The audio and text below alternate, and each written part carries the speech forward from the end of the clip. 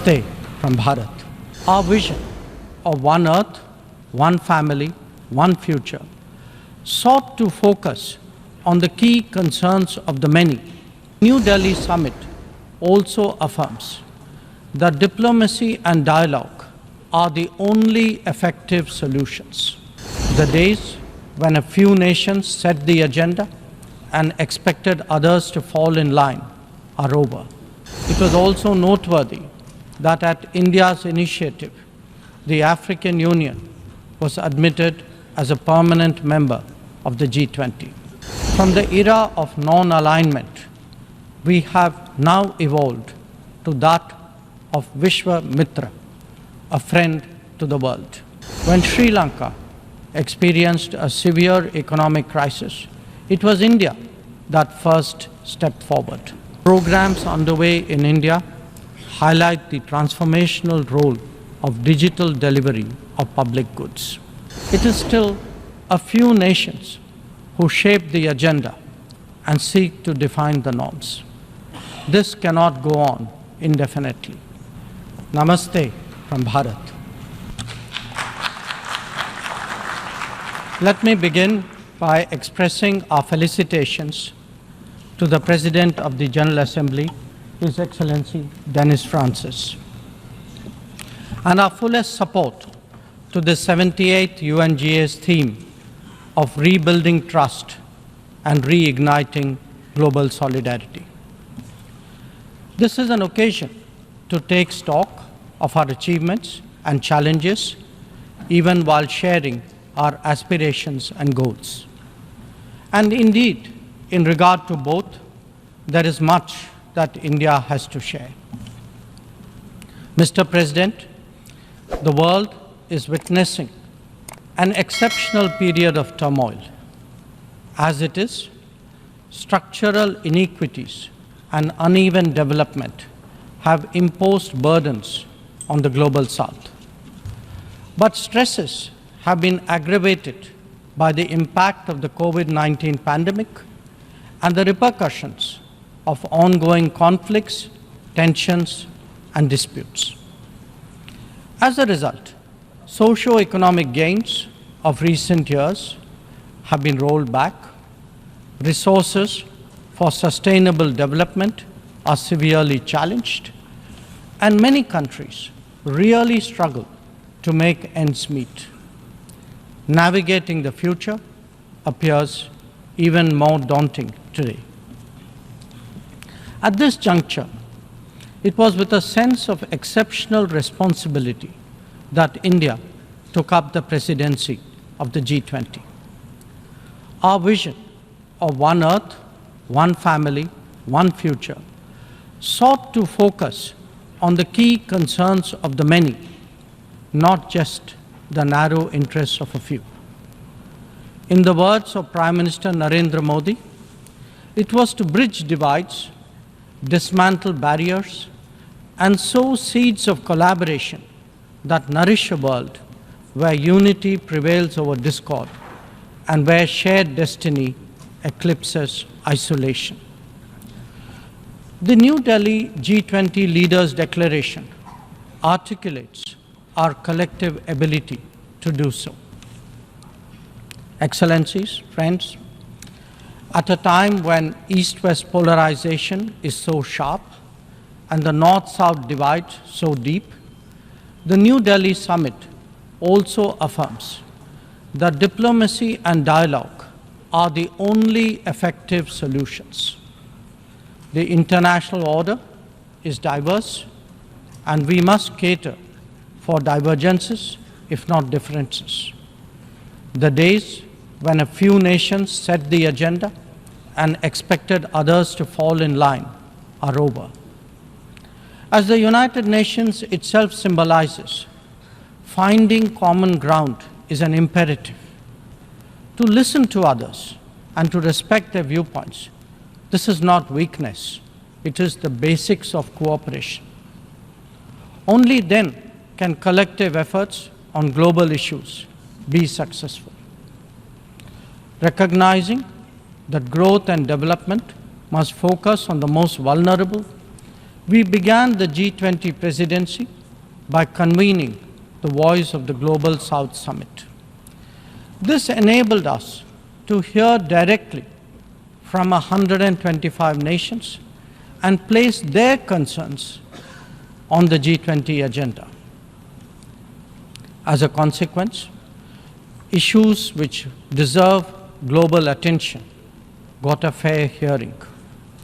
More than that, the deliberations produce outcomes that have great significance for the international community. Mr. President, it was also noteworthy that at India's initiative, the African Union was admitted as a permanent member of the G20.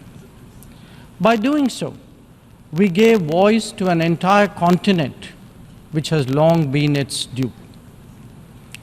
This significant step in reform should inspire the United Nations, a much older organization, to also make the Security Council contemporary. Broad representation is, after all, a prerequisite for both effectiveness and credibility. The outcomes of the New Delhi G20 summit will surely resonate for years ahead. Among them is an action plan for sustainable development goals, a crucial need of the day. Equally important are the high principles of lifestyle for environment, and the Green Development Pact as they shape our approach to our planet's future. The transformative role of digital public infrastructure has also finally been recognized, as the salience of women-led development in building an inclusive and progressive society. The reform of international financial institutions has been given due weight, as has the resolution of debt vulnerabilities. Friends, the New Delhi G20 outcomes are expressed both as larger policies and as specific initiatives. They could be about building cities for tomorrow, or fighting corruption, eliminating hunger, or delivering quality education, ending plastic pollution, or preserving the ocean-based economy, or for that matter, enhancing food security, or even mapping global skills.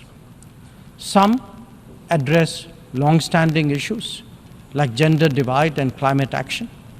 Others focus on new concerns such as responsible harnessing of artificial intelligence. All in all, we have placed for the world's consideration a set of actionable propositions, constructive solutions, and new directions. Even as we encourage collective endeavors, India also seeks to promote cooperation with diverse partners. From the era of non-alignment, we have now evolved to that of Vishwa Mitra, a friend to the world.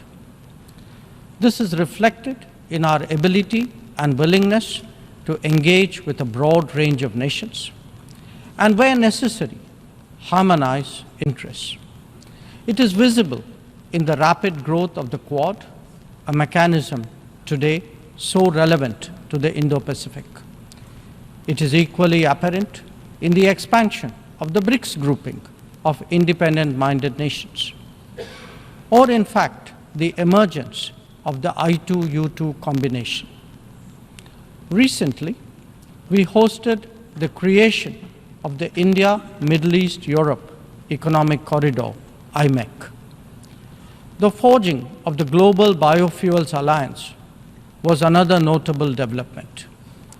This willingness to work in an open-minded manner on specific domains is now a defining characteristic of the emerging multipolar order.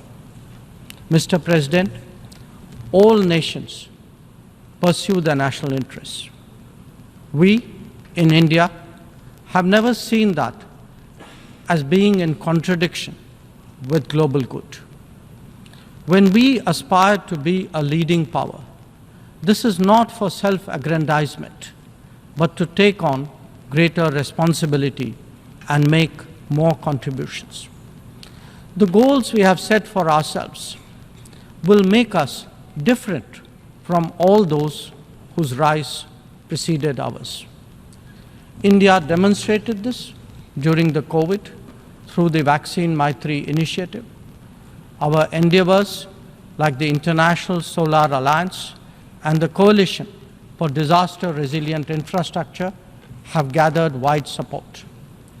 Our espousing of the International Year of Millets is enhancing global food security today. We have built development partnerships with 78 nations across geographies.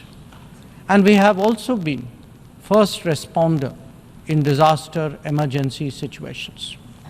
The people of Turkey saw that in February, as did those in Syria. Our commitment is understandably even greater closer home. When Sri Lanka experienced a severe economic crisis, it was India that first stepped forward.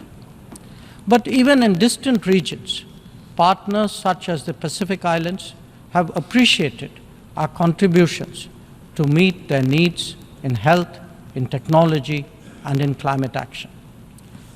Mr. President, the most populous nation and the fifth largest economy in the world knows that its progress makes a real difference to the world.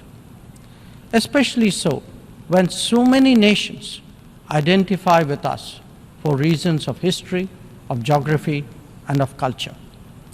They follow our experiences closely and evaluate our solutions for their larger relevance. Last week, the United Nations assessed progress towards achieving SDGs. The mood here reflected the struggle to overcome challenges, especially those of resource paucity. It is therefore vital at this midway that we expand our capacities and regain our confidence. As the largest contributor to meeting SDG targets, India's achievements should give heart to others on this journey. After all, the Global Multidimensional Poverty Index records that we have halved the global MPI value in the last 15 years, lifting 415 million people out of poverty. That progress has now moved on to a higher level with ambitious socio-economic initiatives covering financial inclusion, food and nutrition, health and water supply, as well as energy and housing. We are seeking to demonstrate that social welfare need not be the sole prerogative of the developed world. Excellencies, programs underway in India highlight the transformational role of digital delivery of public goods. It has facilitated scaling up, it has enhanced efficiency, and it has combated corruption. The national objective of leaving no one behind is forging ahead in so many dimensions. Moreover, the democratization of technology has opened mindsets, instilled confidence, and inspired innovations. Excellencies, in our deliberations, we often advocate the promotion of a rules-based order. From time to time, respect for the UN Charter is also invoked. But for all the talk, it is still a few nations who shape the agenda and seek to define the norms. This cannot go on indefinitely, nor will it go unchallenged. A fair, equitable, and democratic order will surely emerge once we all put our minds to it. And for a start, that means ensuring that rule makers do not subjugate rule takers. After all, rules will work only when they apply equally to all. Mr. President, we must never again allow an injustice like vaccine apartheid to recur. Climate action, too, cannot continue to witness an evasion of historical responsibilities. The power of markets should not be utilized to steer food and energy from the needy to the wealthy. Nor must we countenance that political convenience determines responses to terrorism, extremism, and violence. Similarly, respect for territorial integrity and non-interference in internal affairs cannot be exercises in cherry-picking. When reality departs from the rhetoric, we must have the courage to call it out. Without genuine solidarity, there can never be real trust. This is very much the sentiment of the Global South. Next year, the United Nations will be hosting the Summit of the Future. This should serve as a serious opportunity to drive change, champion fairness, and reform multilateralism, including the expansion of the Security Council memberships. We must address global challenges imbued with the conviction that we are one Earth and one family with one future. Excellencies, friends, India has entered the Amrit Kal, a quarter century where greater progress and transformation awaits us. We are confident that our talent and creativity, now so visibly unleashed, will power us forward. The world saw a glimpse of what is to come when our Chandrayaan-3 landed on the moon. Today, our message to the world is in digitally enabled governance and delivery, in the widening ambit of amenities and services, in rapidly growing infrastructure, and in our energetic startup culture.